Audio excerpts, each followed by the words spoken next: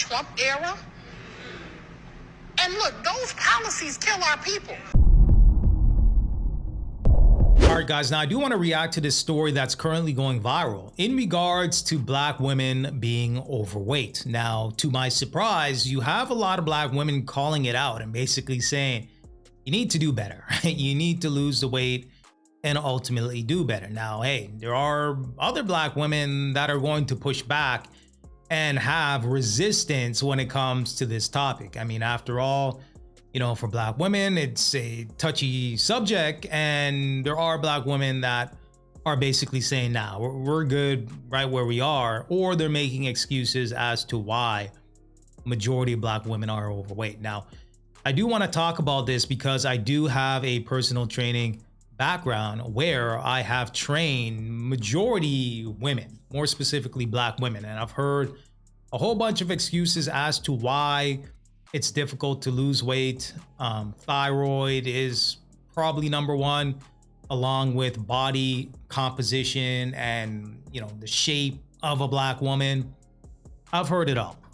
Now, I do want to play a series of clips from black women calling it out, majority, as well as other black women having resistance when it comes to this topic. Black women are big as hell. Yep, they big as hell. It's a lot of women out here that are quote unquote thick. They say thick, baby, you past thick. You big as hell. And a lot of people get mad when other people say that. They like to think, well, girl, my booty big. I got this. And I still can get that. I still can get your man for me though. Girl, he will fuck anybody.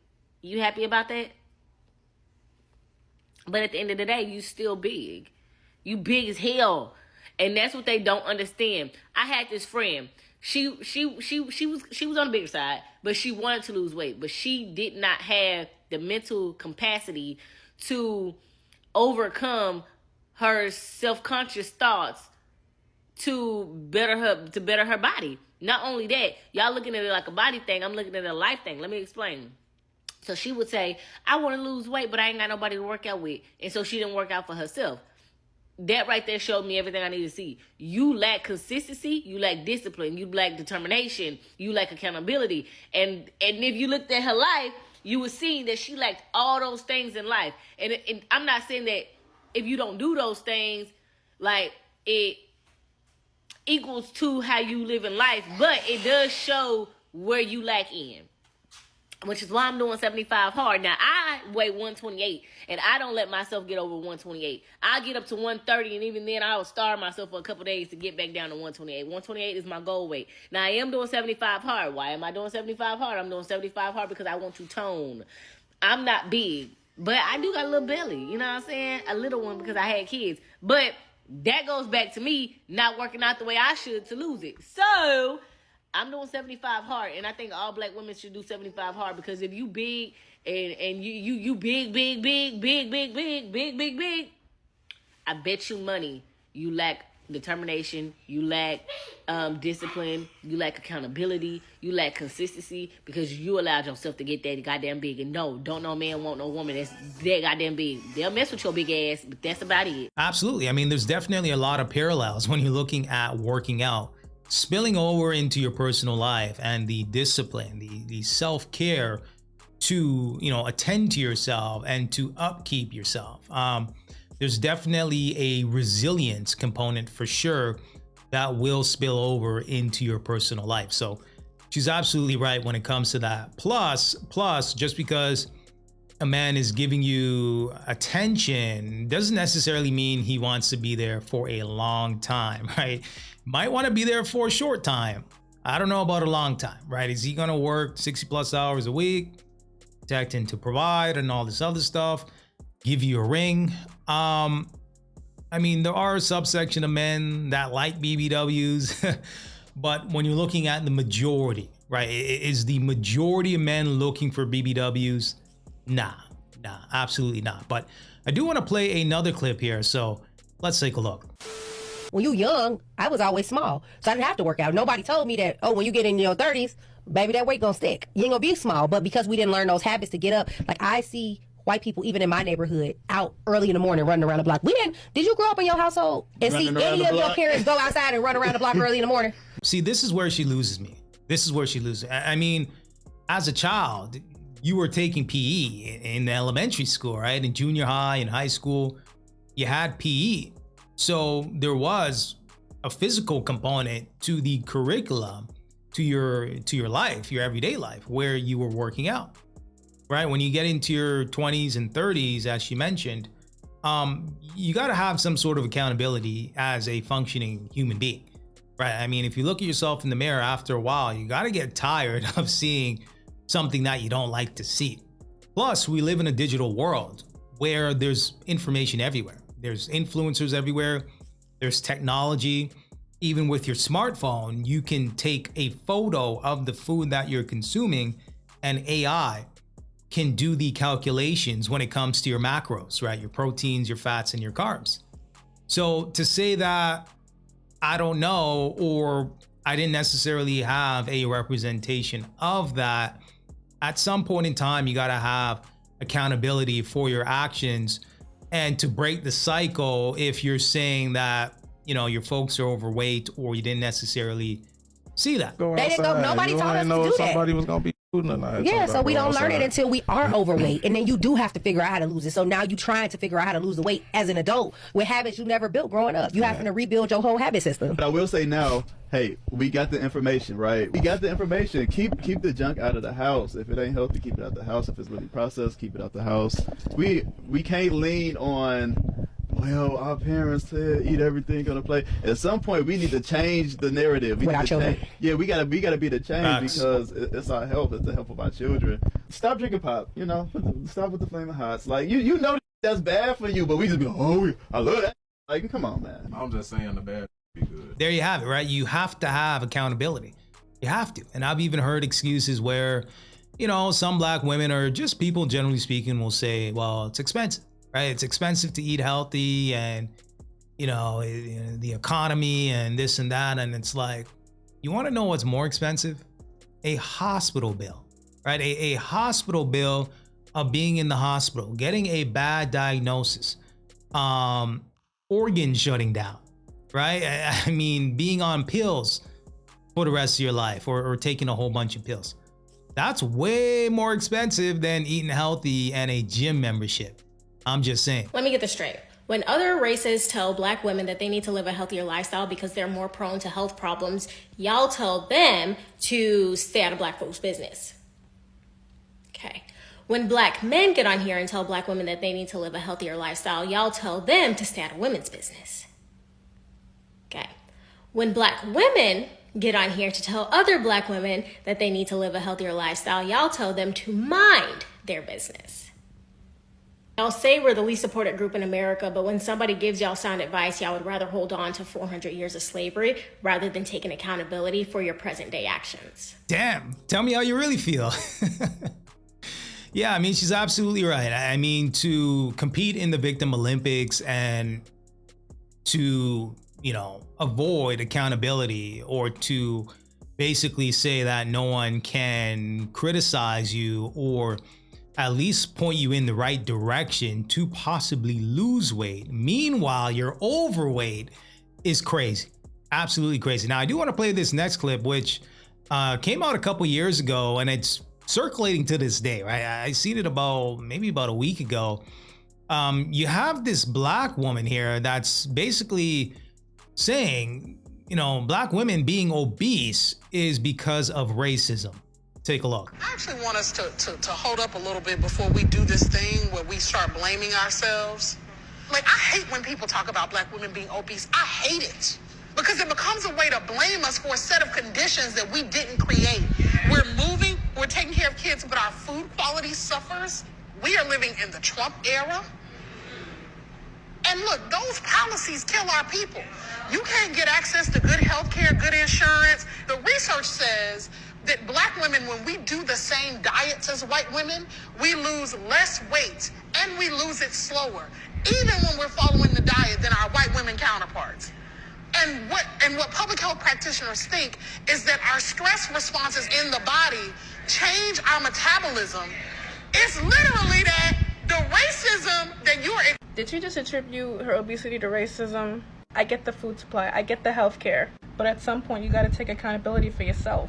Yeah, so there you have it. According to her, racism is the culprit, right? It's the reason why she's not losing weight. Not the fact that it's calories in, calories out, right? The food that you consume, the bad habits are the reasons why, or the majority of the reason why you're not losing weight, right? So to compete in the Victim Olympics and even to assume what she's saying is correct, now what? Now what? Now, like, what are you gonna do about it, right? Are you gonna boohoo on and complain about it, or are you going to make changes, to make lifestyle changes, to overcome the obstacles that you're facing, you know, when it comes to whatever she believes is in her way? Who knows, right? But it's just crazy to see the mental gymnastics and the extent that people will take to avoid accountability. Never been something I ever shied away from because it's my truth, right? And in it being part of my truth, I've never made excuses for when I gain weight. I never tried to blame it on racism. I never tried to blame it on health conditions. Never tried to blame it on carrying the world on my back. I never tried to blame it on anything besides the fact that I like to eat. And I was eating bad things and I wasn't working out. Or sometimes I was working out, but I was still eating bad stuff. Therefore, it offset me working out. Working out wasn't doing nothing because I was still eating bad. Facts, and I've said it before, you cannot out-train a bad diet. I don't care how many times you're going to the gym per week. I don't care if you're doing 2 days. I don't care if you're doing 2 hours of cardio. You cannot out-train a bad diet. If majority of the foods that you're consuming is trans fat, greasy foods, fast food, you will have a difficult time losing weight. That's just the reality of the situation. And I'm not even talking about weighing your food and counting your macros, your proteins, your fats, and your carbs, which is a whole different ballgame, But again, she's absolutely right here, but let's keep going. And if you ain't in no calorie deficit, you're not gonna see the results. But I never tried to make excuses for my weight gain. I understood exactly why I gained weight. I owned it and I did what I needed to do to get it off the natural way. Because I gained it on my own, it was always said to myself, I'm going to lose it on my own. As long as God give me the ability physically to get in that gym, I'm going to get in that gym. The same way I can drive to a fast food place to get some food is the same way I can drive to that gym. The same way I can pick that bad food up and eat it is the same way I can push it away and eat something healthy. It's that simple. A lot of y'all want to be coddled. You want people to say stuff to you a nice way.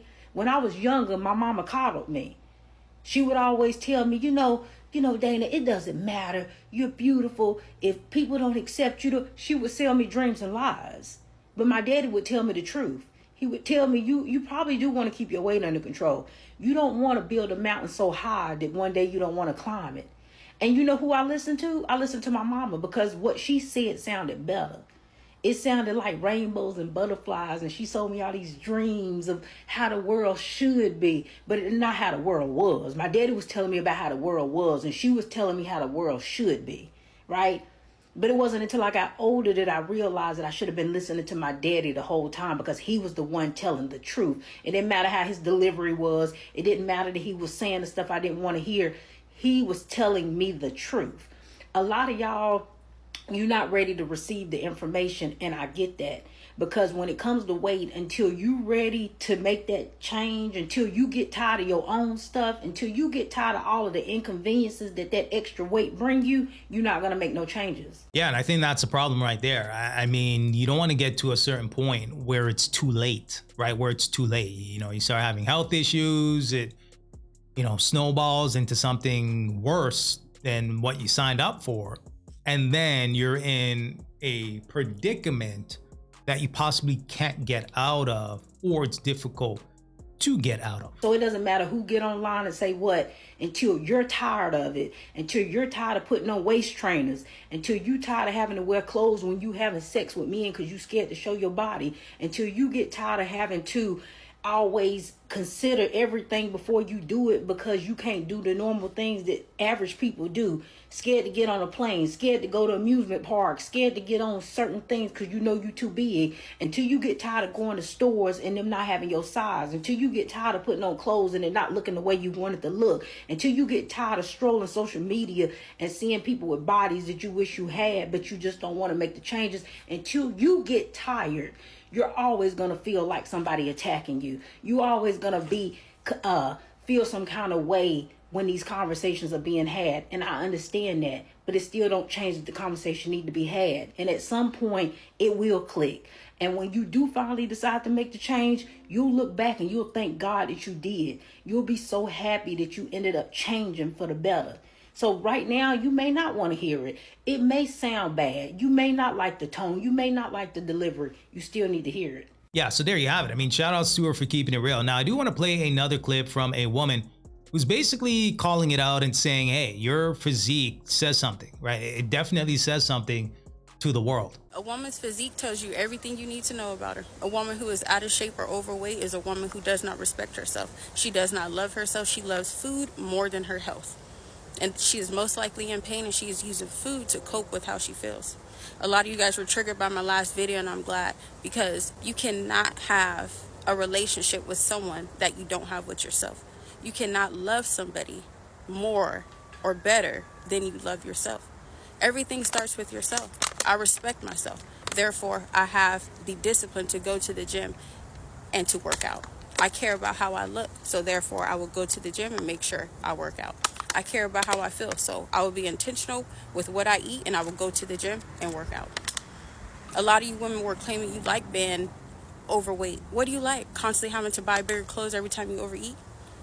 Or hiding behind shapewear? Or being out of breath from doing basic stuff like going up the stairs? Or being too winded to play with your kids because you're carrying too much weight? I know it hurts, but your body is your temple and you must take care of it. So it's time to get your life together. And I'm only saying this because we create life. The quality of our children's life is dependent upon us and the example that we set and the habits that we show them and instill in them. So it's time to get it together. Get in the gym. Feel how you want. Yeah, so there you have it. The brutal, honest truth. The brutal truth. And as you could imagine, a lot of people who were coming after her in the comment section and calling her out based on what she was saying. She was too brutal, too honest, and too direct. And yeah, a lot of women in the comment section weren't pleased whatsoever. And it's like, where's that gonna get you? Where's that gonna get you? Clearly, this is a topic. Clearly, this is a problem that is rampant in the community, especially with black women, And again, I am surprised that a lot of black women, for the most part, are calling it out and basically saying black women need to do better, Quite interesting. But let me know what you guys think about this one. Give me some feedback, and until next time.